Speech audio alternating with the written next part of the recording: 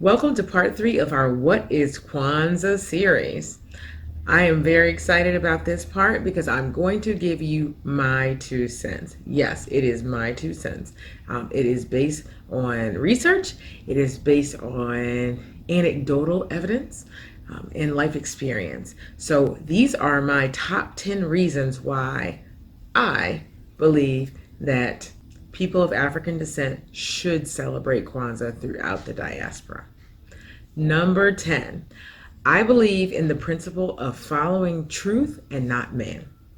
So I ask myself when I look at the principles of Kwanzaa, do they help us or do they hurt us?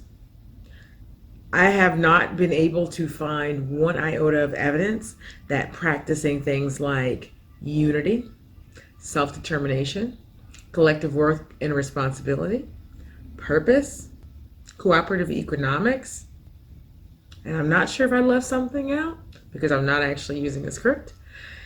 I don't see where those things hurt us. So again, I go back to the principle of following truth and not man. If those are principles that collectively are have been a part of the African morality for thousands of years, and that was the basis of these 7 principles being chosen, and they help us, you got me. I don't see where that would be a detriment. I see that as a benefit. Number 9, controversy. Controversy is not isolated to Kwanzaa. There is controversy found in the founding of most well accepted holidays in this nation. There's controversy around Valentine's Day. There is controversy around the 4th of July.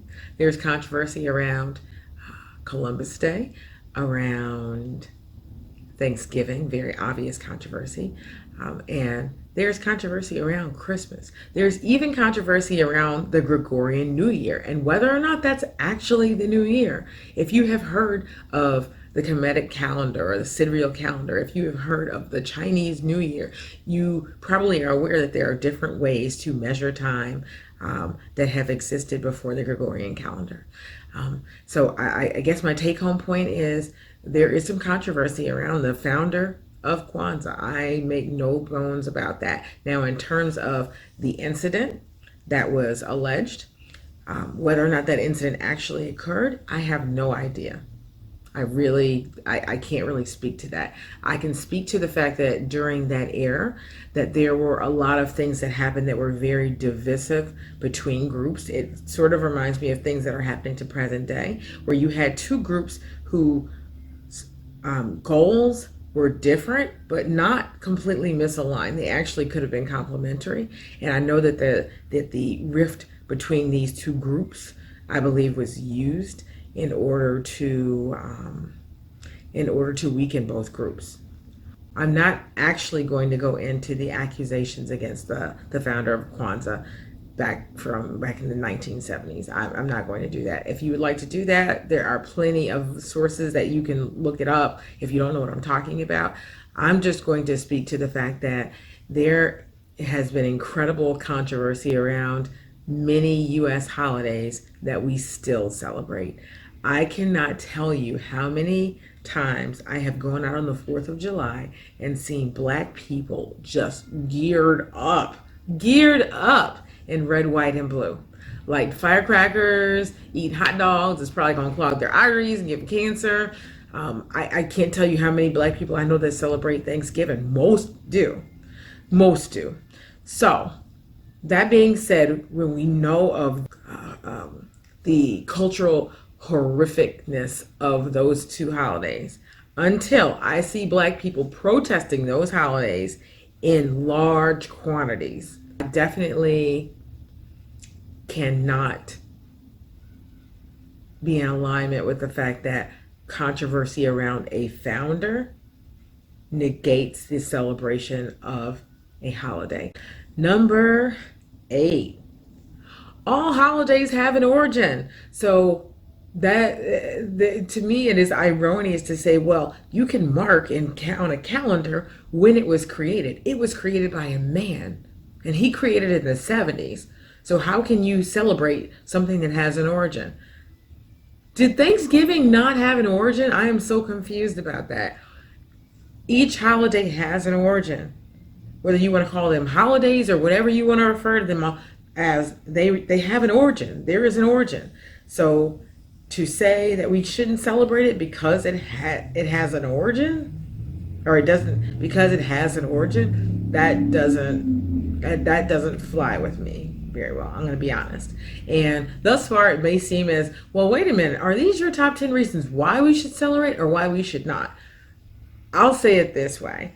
I want to make sure I'm addressing it all. So I'm getting some stuff out there right now, that's not necessarily telling you why you should celebrate it, but I do want to give people a little armor in case they come across information and say, well, I don't think I should celebrate it because of that. I want us to really critically think about it before we choose to not celebrate. So, again, all holidays have an origin, whether we're speaking of Veterans Day, whether we're speaking of Thanksgiving, um, the 4th of July. They all have an origin. There's not too many holidays out there that you can name me that we cannot actually establish an origin. Christmas had an origin. If you even look throughout the Bible, it has no mention of Christmas because in biblical times, if you are of that belief, they weren't celebrating Christmas at that time. Think about it. That wouldn't make sense, which means it had an origin. So it may seem as if I'm giving you reasons to not celebrate versus giving you reasons to celebrate, but I just want to make sure that I am not leaving any stones unturned and that I'm covering all bases. So that is the reason why I am being very, very long-winded. And my husband would tell you that's just kind of how I am. I like to make sure we cover everything. So that's an 8. Number 7, it allows us to start our new year with the mindset of betterment of our people. The new year is typically a time where we make resolutions, and I'll give you just a personal anecdote. So probably when my son was maybe about 4 or so, actually a little younger than that. I think he was about maybe 2 or 3 when I started to celebrate Kwanzaa. And each year that I celebrated, I tried to integrate more and more concepts into the celebration, more and more themes. There's a whole piece about this particular time of the year, and this cycle that we're in is one that is geared towards change. It is one that's geared towards an ability to reflect on what you have done over the last year and work on self, turn inward, and be able to be a better you in the next year. And that's just a piece of this season. You see it all around. You see there's a spirit of giving, there's a spirit of sometimes merriment, and all that is not by coincidence. All that is not an accident. So timing Kwanzaa where it's set helps us to have an opportunity to focus on the betterment of our people. And generally, if you focus on the betterment of something, what does it do? It becomes better. That's right. Now you're playing with fire. Now you cooking with fire. Woo. Okay.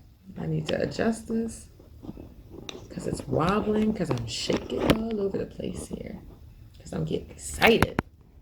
I love talking without a script. My husband just to say, oh, she just loves to talk. You can see I have on pajama pants because it's late. Okay. Number 6. 6. Okay, I'm going to say something. It is really hard right now for some reason for me to coordinate doing the numbers with my hands. I don't know why. I know that this is not 6. I know that's 7. I have a master's degree, so I am aware that that's 7 fingers, not 6. This is 6. But I don't know. I'm just sharing that with you all. Please don't hold it against me. This is the internet. Everybody holds everything against you. So, okay, number 6. It encourages bringing together multiple generations, from children as our future to reverence for elders to our ancestors, then the presence of our ancestors in our lives, regardless of their absence in our physical presence. That is monumental. That is monumental. Number five, it promotes Pan-Africanism. Now, I will give a caveat. I know there is a spirited debate right now about whether or not Pan-Africanism is good for people of African descent who are also descendants of chattel slavery, the chattel slavery that occurred in this nation. And I do understand that debate. My focus right now is whether or not Kwanzaa is beneficial to our people as a whole. Unity is the concept that these five fingers are not as strong together, that when they make this fist, they become much stronger. Just as these five fingers are not as strong by themselves, but when they come together as a fist, they are stronger. So if these 10 fingers are isolated, if these five are here and these five are here, when they make a fist, this hand becomes stronger. When this one makes a fist, it becomes stronger. But when they work together, I think you see where I'm coming with this. So it doesn't mean that these five fingers are not a family. It doesn't mean that they haven't had a unique experience and they need to take care of each other. But these five fingers might go down at one point in time. They might be down. It might take these five fingers to help defend them when they're useless. So sometimes these five fingers, as a mighty fist, might have to protect these when they're a little weaker. That is the pretense for my argument that Pan-Africanism is beneficial to Black people throughout the diaspora.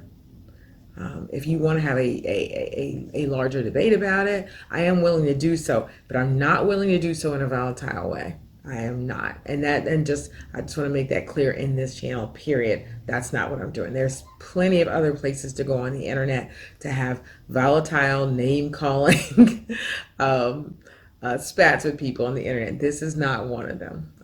I'm sorry. I'm not the one. I don't really like conflict in that way, like that. And I think it becomes unhealthy to a certain extent. And the last thing our people need is unhealthy conflict.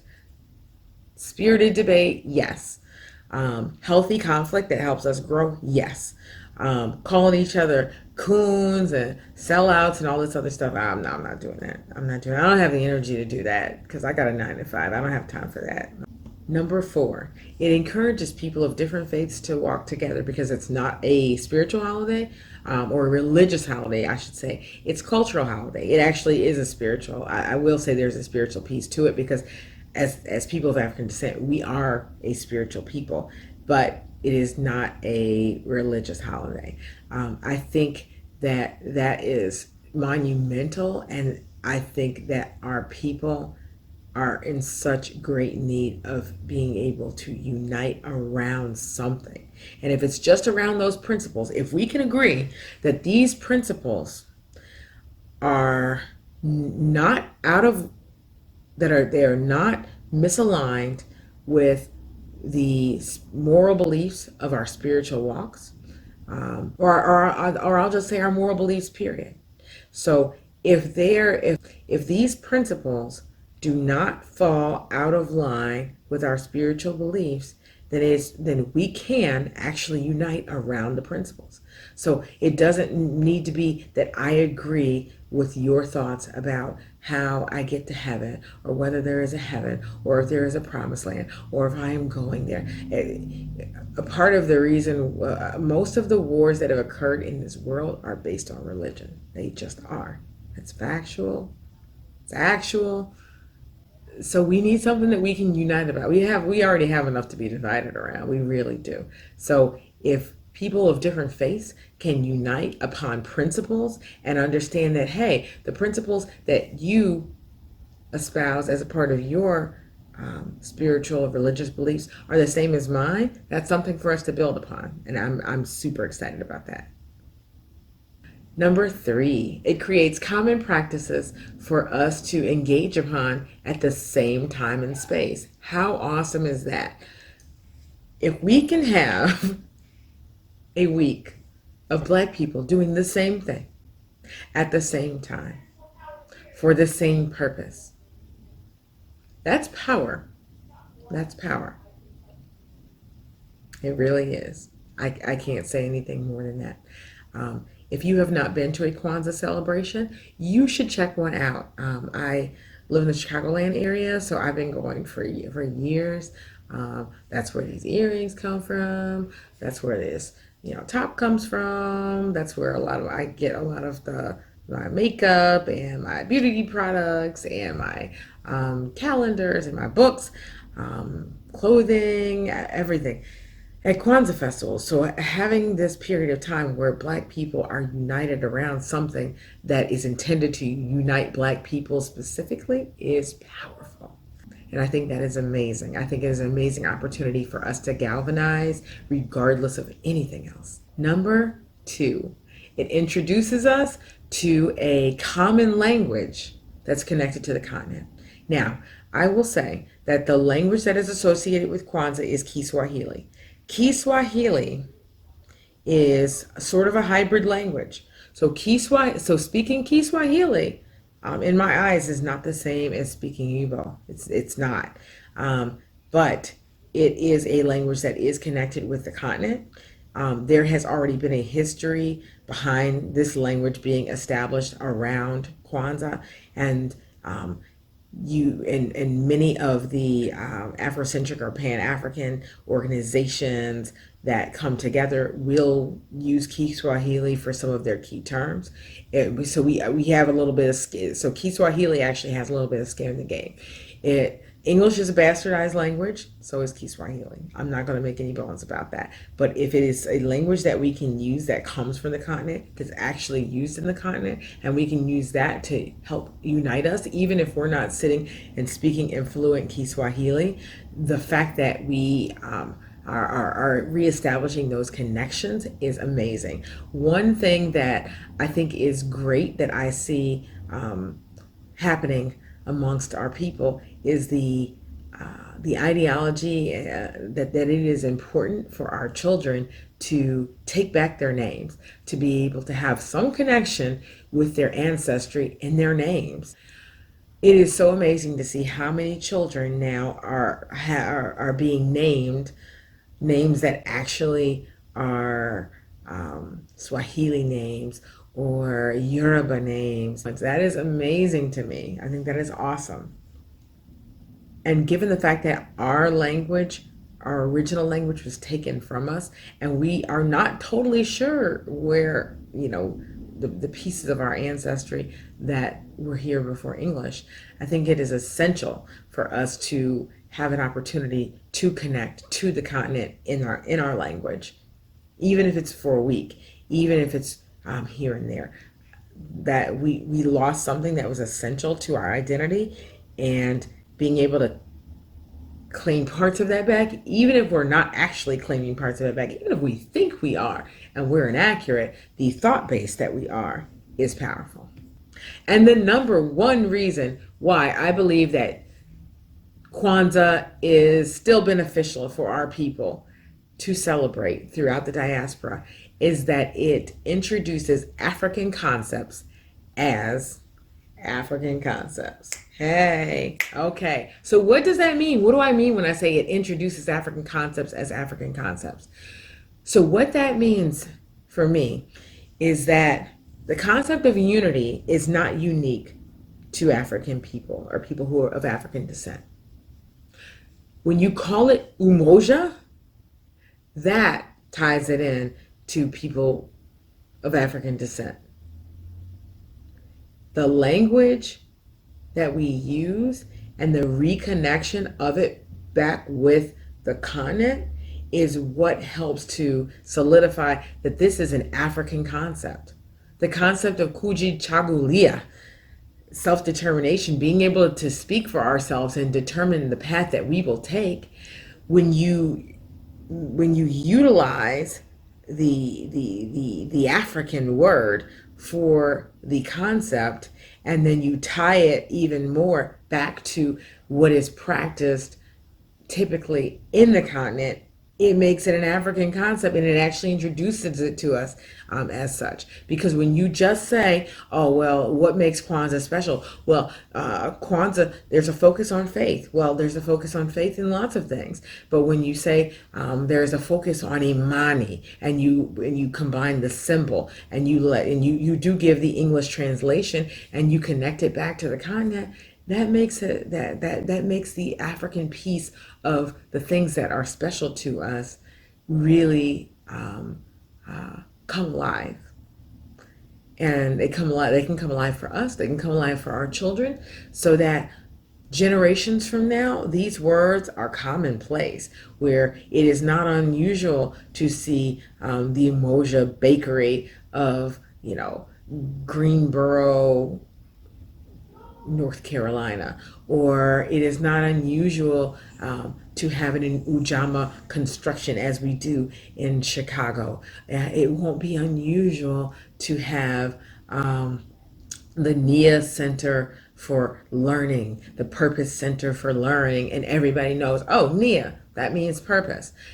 And typically, people of African descent are the ones that are knowing this, because we're connected with pieces of our culture, even though someone's getting lost in translation. And I'm going to be honest, lots getting lost in translation. But we have to start somewhere, don't we? We do. Really? We have to start somewhere. So those were my top 10 reasons why we in the African diaspora should be celebrating Kwanzaa. So I hope you've enjoyed our three-part series, and I hope that you're able to share this video with someone, share the series of videos with someone. Don't forget to like this video, subscribe, hit that notification bell, and comment respectfully. And I have no problem with dissension. That's fine. I do have a problem with disrespect. So you respect me, I'm going to respect you. But until next time, Irihiru, Kwahiri, and good evening. This is the Nguzu Saba 365.